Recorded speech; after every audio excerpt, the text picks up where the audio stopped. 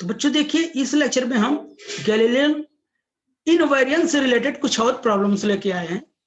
तो ये क्वेश्चन है, prove that linear momentum remains conserve under the Galilean transformation. यानी गैलीलियन ट्रांसफॉर्मेशन के अंडर में ये क्या होता है, जो लीनियर मोमेंटम क्या होता है, हमेशा कंजर्व होता है। ठीक है ना, हमेशा कंजर्व होता है। यानी हम जो कंजर्वेशन एक फ्रेम ऑफ रेफरेंस में होगा, वही कंजर्वेशन दूसरे फ्रेम ऑफ रेफरेंस में भी होगा, यानी सेम होगा। कब? जब यस फ्रेम में हम लीनियर कंजर्वेशन को देखेंगे और गैलीलियन ट्रांसफॉर्मेशन यूज करेंगे तो यस डैश में भी वही कंजर्वेशन आएगा। तो अगर ऐसा आ गया तो ये क्या होगा, इनवेरिएंट होगा।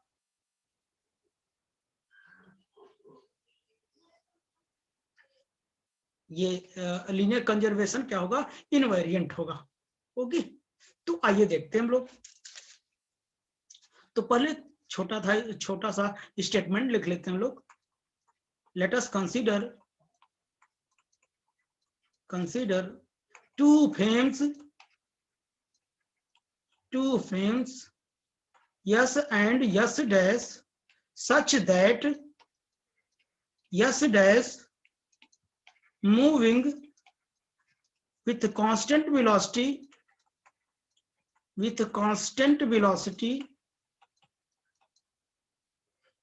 v relative to यस, यानी यस की रिस्पेक्ट में यस डैश भी कांस्टेंट वेलोसिटी से मूव कर रहा है। मैंने बताया था कांस्टेंट वेलोसिटी से मूव करने का मतलब वो क्या है, इनर्शियल फ्रेम ऑफ रेफरेंस में है, और यस क्या है, रेस्ट में है। तो ये क्या होगा, ये भी इनर्शियल फ्रेम ऑफ रेफरेंस में होगा, यानी दोनों process inertial frame of reference में ही हो रहा है।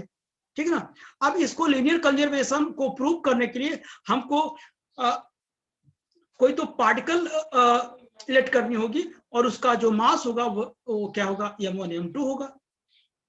ठीक है ना। let us consider two particle of masses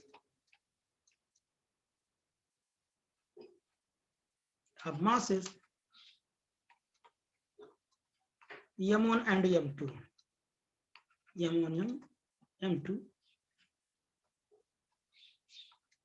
m1 and m2। ठीक, अब देखिए, तो हमने लिखा इन यस फ्रेम। देखिए, अब स्टेटमेंट लिखूंगा नहीं, इन फ्रेम यस,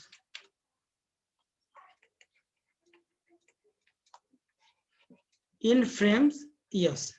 यस फ्रेम में मैं देखता हूं, यस फ्रेम में जो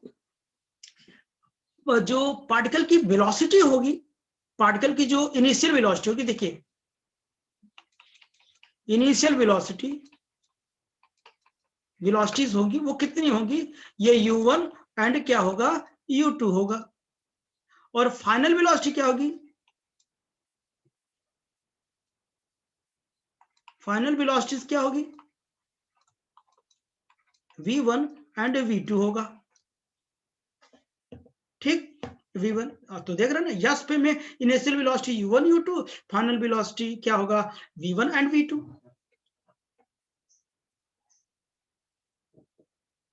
ठीक, तो अब देखना, तो कोलिजन कैसा भी हो, इलास्टिक हो इन इलास्टिक हो, लीनियर मोमेंटम हमेशा क्या होता है, कंजर्व होता है। और बदलता क्या है, काइनेटिक एनर्जी। इलास्टिक कोलिजन होगा तो काइनेटिक एनर्जी कंजर्व होगा, इन इलास्टिक होगा तो काइनेटिक एनर्जी कंजर्व नहीं होता, लेकिन बोथ केसेस में जो मोमेंटम होता है वो कंजर्व होता है। तो बताइए लीनियर कंजर्वेशन, बताइए linear momentum conservation according to linear momentum conservation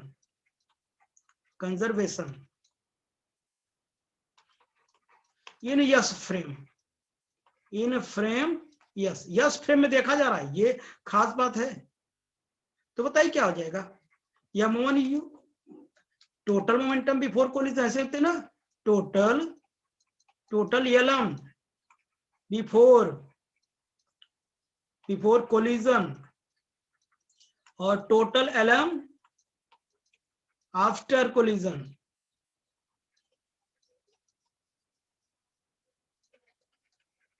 ठीक, तो ऐसे लिखते थे आप m1 u1 plus m2 u2 बराबर कितना, m1 v1 plus m2 v2। Okay, तो इस इक्वेशन को देखने से ऐसा लग रहा है कि इलास्टिक कोलिजन है, क्योंकि इलास्टिक कोलिजन में क्या होता था कि जो ये वेलोसिटी अलग अलग ही रहती थी, final velocity, and non elastic collision में क्या होता था, दोनों ऑब्जेक्ट कंबाइंड हो जाते थे ना, और कॉमन वेलोसिटी चलता था। तो मुद्दा हमारा ये कंजर्वेशन का है। अगर मैंने v1 v2 लिया तो दोनों को मैंने यूज किया, ठीक है ना, ये हो गया। अब देखिए एक इक्वेशन मिल गया, इन फ्रेम यस डैश फ्रेम में देखना इनिशियल वेलोसिटी कितनी होगी, अपने से बताओ, एंड फाइनल वेलोसिटी कितनी होगी बेटा, बोलो। Initial velocity u1 dash and कितना u2 dash, final velocity v1 dash and v2 dash. Okay, according to linear conservation of momentum, linear conservation of momentum, linear conservation है, ये लीनियर मोमेंटम कंजर्वेशन, उल्टा लिख दिया क्या, लीनियर मोमेंटम कंजर्वेशन। तो बताया क्या होगा, वही m1 u1 dash m2 u2 dash will be equals to m1 v1 dash plus m2 v2 dash। Okay बच्चों, ठीक, ये इक्वेशन नंबर सेकंड। अगर मैं गैलीलियन ट्रांसफॉर्मेशन यूज कर लूं, इसमें अगर 1 आ जाए तो कंजर्वेशन है, यानी गैलीलियन इनवेरियंस है। मैंने बताया था सभी इनर्शियल फ्रेम ऑफ रेफरेंस में सेम होने चाहिए जो लॉ है।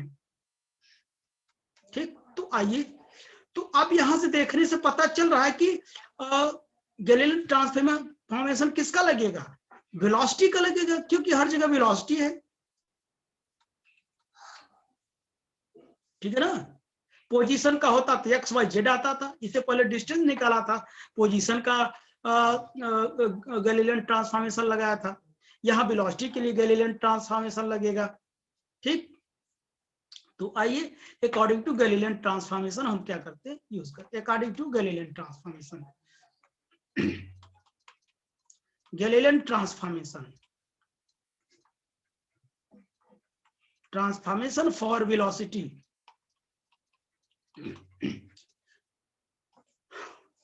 तो आपने ये देखा था, फार्मूला कितना देखा था, u डैश बराबर u माइनस v, यही तो देखा था आपने।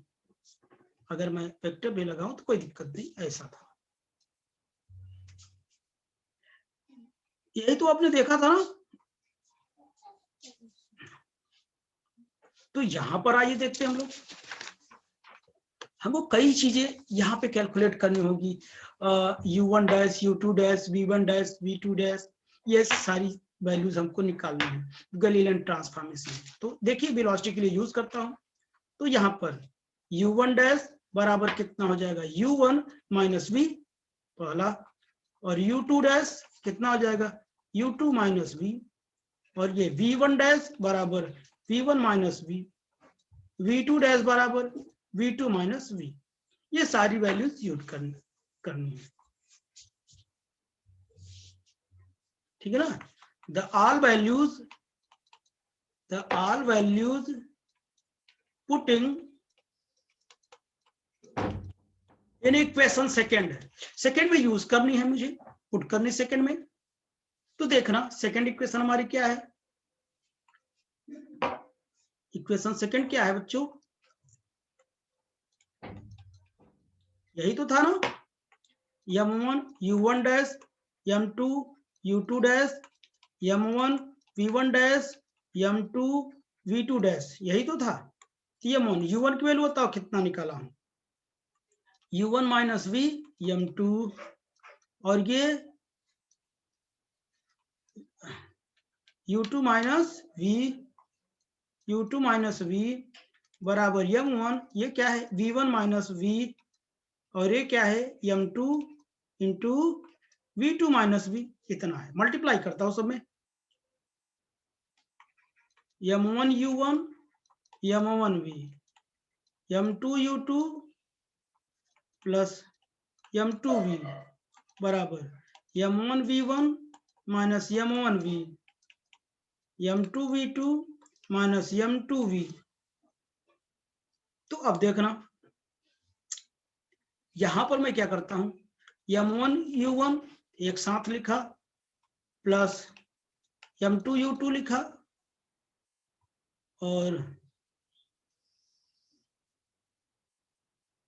इधर मैं पहले कट कर देता, m1v m1v m2v m2v cut गया ना, m1 u1 plus m2 u2 इधर बचा, इधर क्या बचा m1 v1 plus m2 v2। ये देखो ये क्वेश्चन नंबर में 3 दे देता हूं। तो ये फर्स्ट इक्वेशन देखो, फर्स्ट इक्वेशन देख रहे हो कहां है, कहां गया,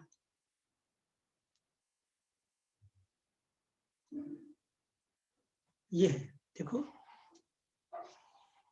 फर्स्ट इक्वेशन देखो और थर्ड इक्वेशन देखो, ये देखो ना, from equation first and second, from equation first and second both are same, both are same, ठीक।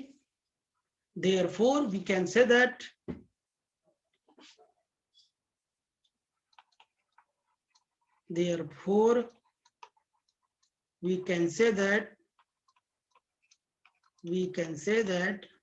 linear momentum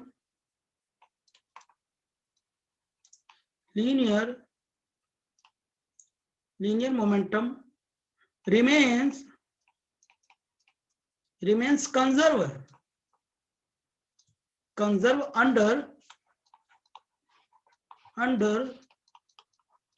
Galilean transformation।